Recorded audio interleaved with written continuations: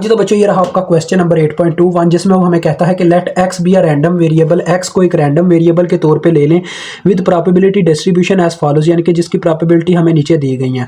तो देखो बच्चों प्रोबेबिलिटी डिस्ट्रीब्यूशन दी गई है, यहाँ पे सिर्फ फ्रीक्वेंसी आपके मतलब क्वेश्चन में मेंशन था, तो वही फ्रीक्वेंसी फ्रीक्वेंसी नहीं फंक्शन मेंशन था, तो फंक्शन ही बच्चों प्रोबेबिलिटी है, क्योंकि उसने बोला हुआ है कि प्रोबेबिलिटी डिस्ट्रीब्यूशन नीचे दी गई है। तो इससे परेशान नहीं होना कि वहाँ पे एक्स लिखा है और एक साइड पे एफ ऑफ एक्स लिखा है, वो एफ ऑफ एक्स ही आपका पी ऑफ एक्स है। ठीक है, तो बच्चों आपको याद हो कि मैंने आपको बताया था मीन और हमने वेरिएंस निकालना। देखें मीन का मैंने आपको फार्मूला बताया था, मीन ये एक्स के अकॉर्डिंग है, तो एक्स के अकॉर्डिंग ही इसका फार्मूला लिखता हूं। इसका फार्मूला था E of X is equal to sigma X P X, यानी कि इन दोनों को जरब देके इन सबका सिग्मा लेना होता है। हर पॉइंट की मतलब के वैल्यू पे एक्स और पी एक्स को जरब देनी होती है और उन सबको जमा करते हैं तो हमें ई ऑफ एक्स मीन मिल जाता है। ठीक है बच्चों, और वेरिएंस का फार्मूला होता है वेरिएंस इज इक्वल टू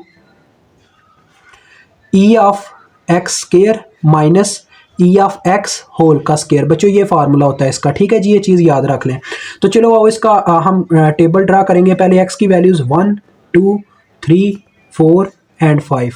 फिर बच्चों पी ऑफ एक्स की वैल्यू, पी ऑफ एक्स ही आप इसको चाहे लिख लीजिएगा, कोई फ़र्क नहीं पड़ता, 0.125, फिर 0.45, आमने सामने वैल्यूज़ होनी चाहिए। देखें फिर 0.25, आगे पीछे नहीं करनी।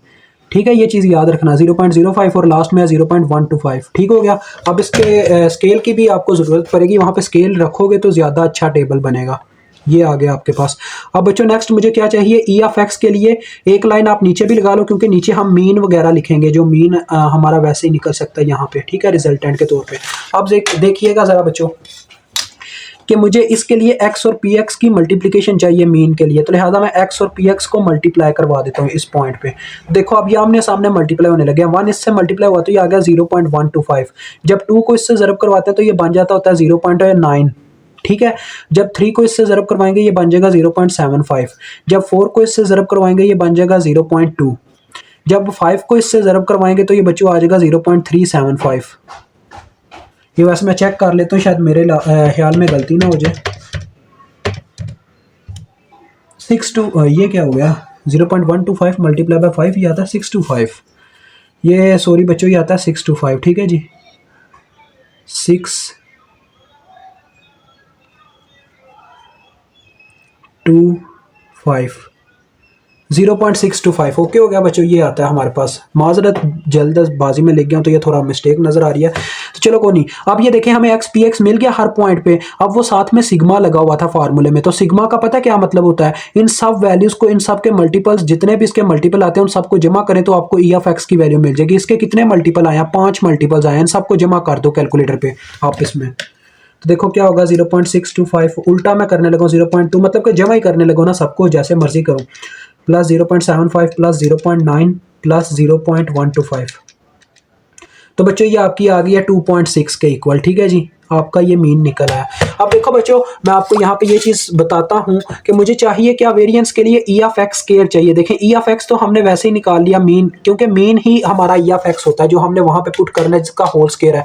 कमी रह गई है तो वो इस चीज़ की कि मुझे ई ऑफ एक्स स्केयर चाहिए। तो ई ऑफ एक्स स्केयर के केस में बच्चों पता है क्या फार्मूला लगता है, ई ऑफ एक्स स्केयर के केस में ये फार्मूला होता है एक्स स्केयर, बस एक्स चेंज हो जाता है, यानी कि हमारे पास आ जाता है sigma x square P of x, यानी कि प्रोबेबिलिटी वही रहती है एक्स वाली, लेकिन एक्स का स्केयर लेके प्रोबेबिलिटी से ज़रब देनी होती है। तो लिहाजा हमें पहले यही कर लेना चाहिए, x square P of x निकाल लेना चाहिए, फिर हम नीचे जब सबको जमा करेंगे ई ऑफ एक्स स्केयर मिल जाएगा, फिर इसमें हम अलहदा से वैल्यूज पुट कर देंगे बाद में। ठीक है बच्चों, तो देखो पहले नंबर पे 1 का स्केयर, फिर इसको ज़रब दी इसके साथ, यानी कि 1 का स्केयर 1 नहीं होता, इसको जब इससे ज़रब देंगे 0.125 ही आ जाएगा।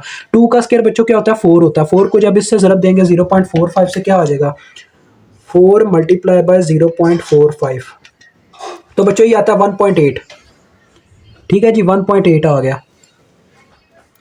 उसके बाद बच्चों आती है नेक्स्ट बात, इस पे 3 का स्केयर ले तो क्या आता है 9। 9 को जब 0.25 से ज़रब देंगे तो क्या आ जाएगा, 0.25 मल्टीप्लाई बाय 9, तो बच्चों ये आ जाता है 2.25। ज़्यादा ही तो नहीं कर गया मैं, नहीं ठीक है ठीक है। उसके बाद देखो बच्चों 4 का स्क्वायर लेंगे तो 16 आ जाएगा। 16 को जब 0.05 से ज़रब देंगे फिर क्या आ जाएगा, 16 ज़रबे 0.05, तो ये बच्चों आ रहा है 0.8। ठीक है जी। उसके बाद देखो 5 का स्क्वायर होता है 25। 25 को जब ज़रब देंगे 0.125 से,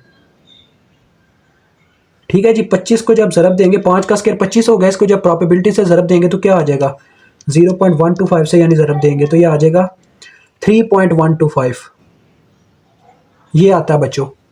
ठीक है, तो ये हमें वैल्यू मिलने लगी है बच्चों ई ऑफ एक्स स्क्वायर की।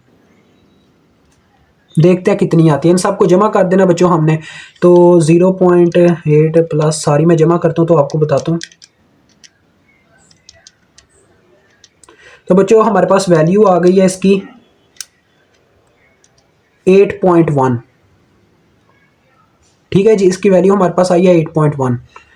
तो अब बच्चों बात आती है कि अब हमने क्या करना है जी, वेरिएंस निकालनी रह गई हुई है। तो वेरिएंस में बस वैल्यूज पुट कर देनी है। देखें सारी वैल्यूज हमारे पास आ चुकी हैं, ई ऑफ एक्स भी हमें पता है, सब कुछ पता है। तो देखो ये वेरिएंस में यहाँ पे अब करने लगूँ हल। ठीक है जी, वेरिएंस इज इक्वल टू